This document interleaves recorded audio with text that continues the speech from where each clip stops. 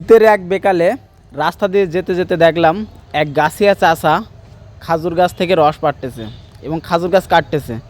তো আমি চাচাকে বললাম যে চাচা, গাছের যে অবস্থা, তো এই গাছ থেকে কি রস হয়? চাচা আমার কথার উত্তর দিল যে এই গাছ থেকে তো আরও বেশি রস হয়। তো আমার জানা নেই যে আসলে বেশি রস হয় কি না। তো গাছের অবস্থা দেখেন, প্রত্যেকটার মাথা দেখেন কি অবস্থা। চাচারও অবস্থা খারাপ, গাছেরও অবস্থা খারাপ। মনে হয় না গত বছর আর পারতে পারবে।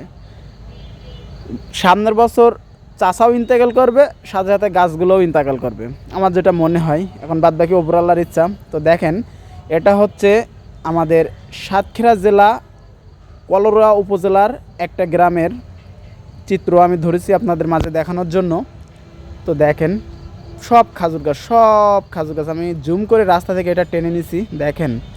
আর এটা হচ্ছে একটা কালো পাখি, ফিঙে রাজা পাখি যেটাকে বলে আর কি, কালো। দেখেন রস খাচ্ছে।